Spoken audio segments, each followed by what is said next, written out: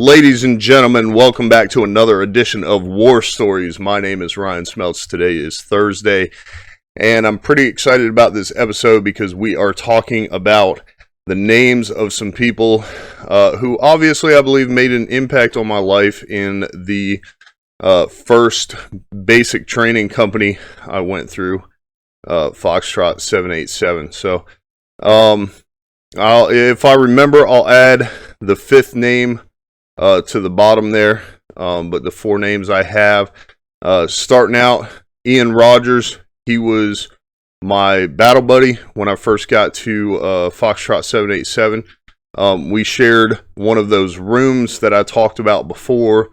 If you haven't heard that episode, be sure to go back, but it was down the hallway, and he was what we would call in the Army, everybody just used the term fat body, just because he was one of the kind of guys who was a little bit more big bone. So sometimes, like, I have always struggled with running, primarily in a sense of speed, not distance. I've never been fast. He struggled with PT overall, and I don't remember if it was a specific event, but then if you were over your table weight, based off the chart the Army used, then you would have to get taped. And so if you got taped and your body fat percentage was higher than what was allowable, then in permanent party you would get flagged. But in basic training, after your phase 3 PT test, I think it was phase 3, somewhere in there, instead of moving from what we call the marshmallows, the old-fashioned gray PT sweats, to the high speeds, then you had to stay in the marshmallows. It was pretty much a method for the drill sergeants to identify out in the field when we were doing PT who needed the extra work or the extra help. Obviously, also because maybe the drill sergeant running PT maybe wasn't the drill sergeant for that soldier. And so keeping them in that outfit made them more identifiable, and he was one of the ones that struggled. The reason I bring this up is because I'll never forget when we got back to the room after he realized that he was struggling in some of the events. He would do push-ups. One time I remember I came in the room and he had his feet up on the windowsill and he was doing push-ups on a decline. And I was just like, man, this dude is hardcore. But made it through, graduated without stress fractures. So here I was getting recycled, headed down the hill, and he was just trucking along.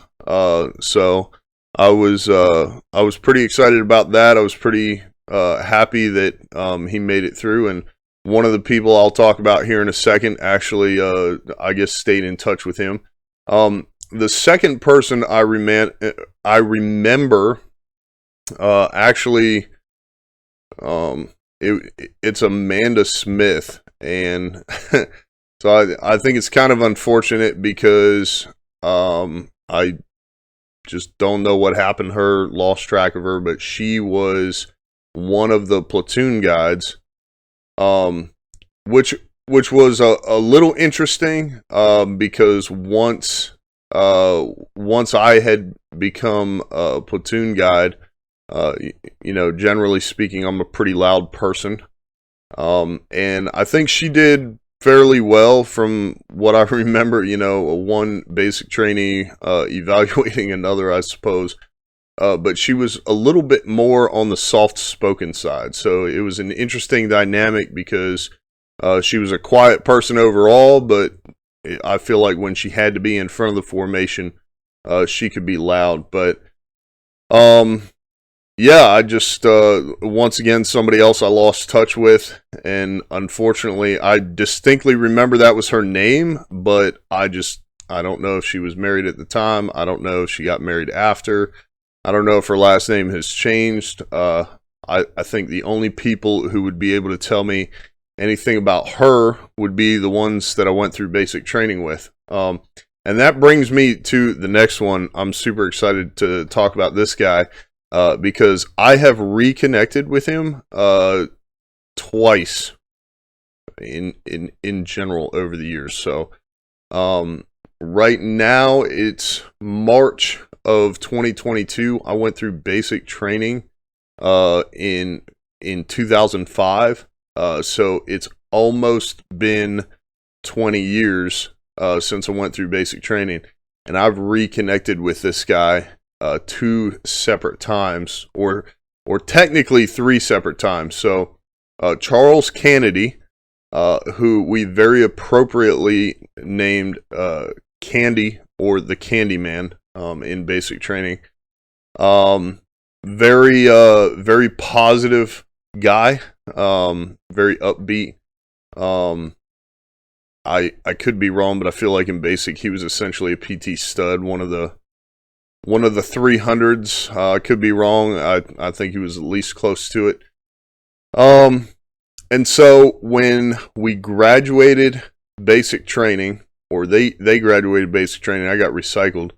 One reason why I don't remember that many people from that training unit is because of the time that I went and spent on convalescent leave, and then as well as all the doctor's appointments and, you know, getting recycled going down the hill, just kind of lost touch with them. Not to mention the fact that at the time Facebook was brand new. Not very many people knew what social media was.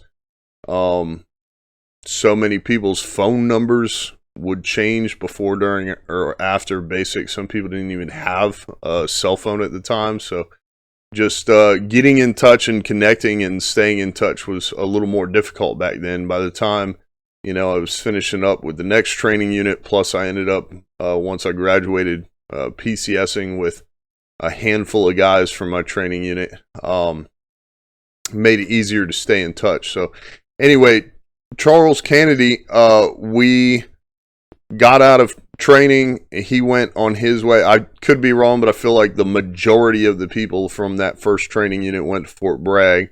Could be wrong. Not 100% where he went, but I will tell you, after we left and I, you know, went to my first duty station, I actually went on a deployment, got back, went to Germany.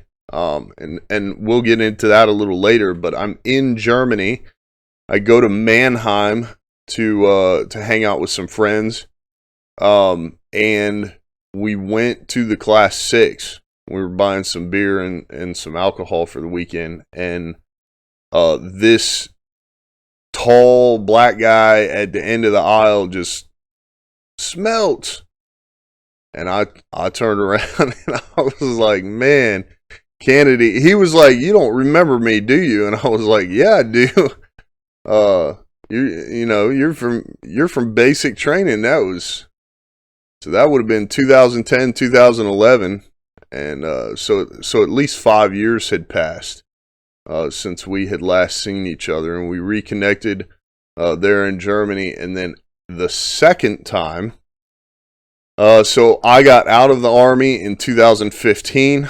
Worked plenty of different jobs, primarily all focused in some sort of sales, and I was working a sales job in a retail environment. And so we would travel around, and being back in North Carolina at this time, one of the places we would go was Fayetteville.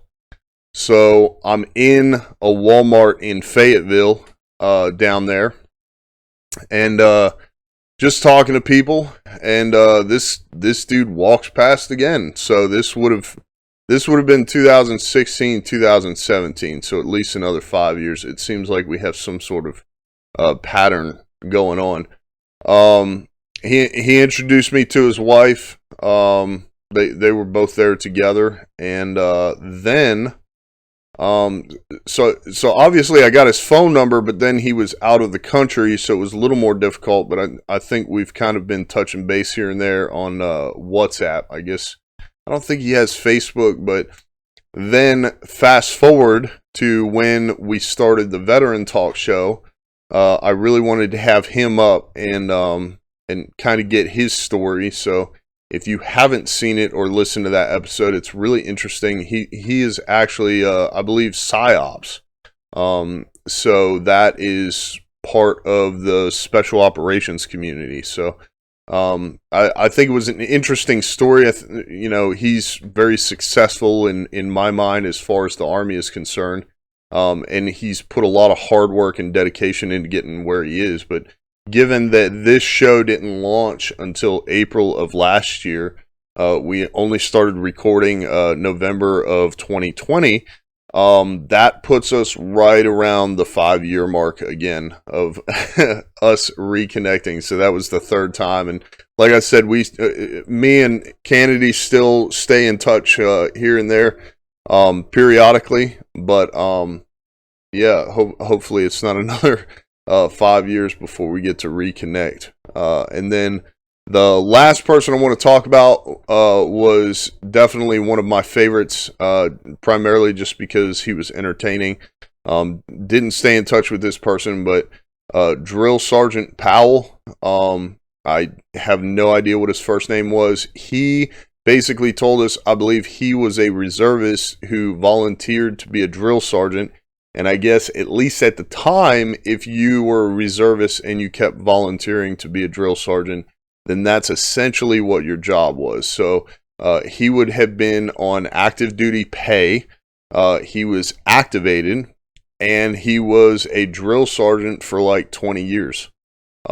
He was one of the more quiet, soft-spoken people, but he was very stern, and he had the type of demeanor that would just, you know, it made you question whether or not you wanted to say the wrong thing to him, because you definitely felt like he could drop you. But he was also my first introduction to drill and ceremony, essentially being something that in a more relaxed or training environment you could kind of play with. And to get more specific, at some point he decided if we were in formation, he would call us to attention, and instead of saying fall out, he would say poof, be gone. So that's something that always stuck with me. But those are the people that made some sort of impact on me in basic training. I remember a handful more. I'm not going to embarrass myself by either getting their names wrong or not remembering it at all. So if you were in Foxtrot 787 back in 2005, then please be sure to share this. Reach out to those people. Anybody who remembers me, anybody who doesn't, I'd love to connect, maybe even get you on the show. But moving on, tomorrow we are talking about me getting recycled and going down the hill. So if you want to be a part of that, if you want to hear that story, then be sure to check it out. Leave us a 5-star review if this is something that you enjoy. Be sure to subscribe wherever you listen to podcasts. And most importantly, tell everyone that was in that training unit to subscribe as well. My name is Ryan Smeltz, and I will see you tomorrow on War Story.